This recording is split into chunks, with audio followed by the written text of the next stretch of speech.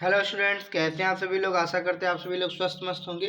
आइए इस video lecture में हम बात करेंगे साइंस क्लास 10th के विद्यार्थियों के लिए, जिसकी कि हम चैप्टर नंबर 8 में है और ऑब्जेक्टिव टाइप के प्रश्न करा रहे हैं, जिसमें कि 20 ऑब्जेक्टिव टाइप प्रश्न कराएंगे, क्योंकि बोर्ड परीक्षा में 20 ऑब्जेक्टिव प्रश्न पूछे जाते हैं, इसलिए 20 ऑब्जेक्टिव प्रश्नों की श्रृंखला लेकर के हम आए हुए हैं।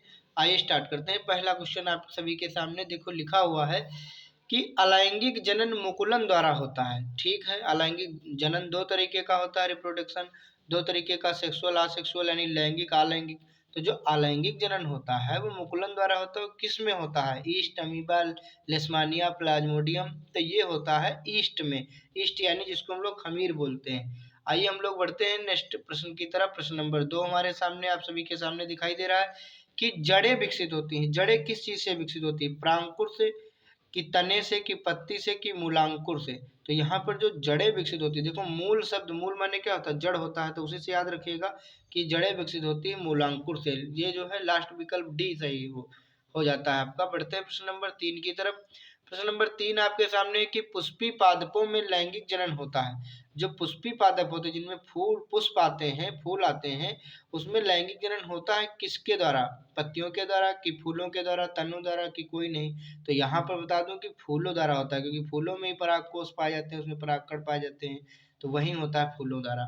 आइए हम लोग बढ़ते हैं प्रश्न नंबर 4 की तरफ। प्रश्न नंबर 4 हमारे सामने है कि मादा के जनन तंत्र का भाग नहीं। मानव जो मादा होती हैं, जैसे फीमेल होती हैं, तो फीमेल में कौन सा इनमें से पार्ट नहीं होता? फीमेल में अंडाशय होता है, गर्भाशय होता है, डिंबवाहिनी होती है, लेकिन शुक्रवाहिका नहीं होती, क्योंकि शुक्राणु या शुक्रवाहिका ये मानव यानी मनुष्य से संबंधित है। मनुष्य का मतलब मेल पार्ट से संबंधित है। तो यहाँ पर यही जो है गलत हो जाएगा, और गलत का गलत जो है यहाँ पे सही हो जाएगा। तो मानव मादा जनन तंत्र का भाग नहीं, कौन? शुक्रवाहिका। आइए हम लोग बढ़ते हैं प्रश्न नंबर 5 की तरफ। प्रश्न नंबर 5 आप सभी के सामने कि ब्रायोफिल्म अपने जिस भाग द्वारा जनन करता है वह है, वह कौन है? जो ब्रायोफिल्म अपने जिस भाग द्वारा, तो ब्रायोफिल्म जो होता है वो पत्तियों द्वारा जनन करता है। ब्रायोफिल्म किसके द्वारा जनन करता है? पत्तियों के द्वारा जनन करता है। आइए हम लोग बढ़ते हैं प्रश्न नंबर 6 की तरफ। ईस्ट जनन करते हैं। ईस्ट माने खमीर, अभी हमने बताया था कि मुकुलन द्वारा जनन होता है। ईस्ट ऑप्शन में था, इस बार उल्टा पूछ लिया गया है कि ईस्ट जनन करते हैं किसके द्वारा? तो मुकुलन के द्वारा। विकल्प नंबर ए सही हो जाएगा यहाँ पे। आइए हम बढ़ते हैं प्रश्न नंबर 7 की तरफ। नर युग्मक एवं मादा युग्मक के संलग्न को क्या कहते हैं? जब नर युग्मक यानी मेल पार्ट जो होता है और फीमेल पार्ट जब मिलन करते हैं, उनके युग्मक जो मिलते हैं, तो उन लोग को हम क्या कहते हैं? निषेचन करना कहते हैं इसको। विकल्प नंबर डी सही हो जाएगा। ठीक है, आइए बढ़ते हैं हम लोग प्रश्न नंबर 8 की तरफ कि निम्नलिखित में से कौन एक लिंगी पादप का उदाहरण है? ऐसा कौन सा पादप है जो एक लिंगी? देखो सरसों में कई पुष्प आते हैं, काफी फल लगते हैं, तो ये तो द्विलिंगी के अंतर्गत हो गया। गुड़हल भी द्विलिंगी हो गया। पपीता हमारा जो है एक लिंगी होता है, पपीता। और मटर, मटर तो द्विलिंगी हो जाएगा, तो पपीता यहाँ पे सही विकल्प हो जाएगा। द्विविखंडन द्वारा जनन होता है। द्विविखंडन द्वारा किसमें जनन होता है? तो द्विविखंडन द्वारा अमीबा में जनन होता है। विकल्प नंबर सी सही हो जाएगा। उभयलिंगी पुष्प का उदाहरण दें। उभयलिंगी मतलब जिसमें मेल पार्ट और फीमेल पार्ट दोनों होता है। तो सरसों और गुड़हल ऐसे पौधे हैं जिसमें उभयलिंगी पुष्प होते हैं, जैसे कि मेल पुष्प होते हैं और फीमेल पुष्प भी होते हैं। सरसों और गुड़हल याद रखा करिए।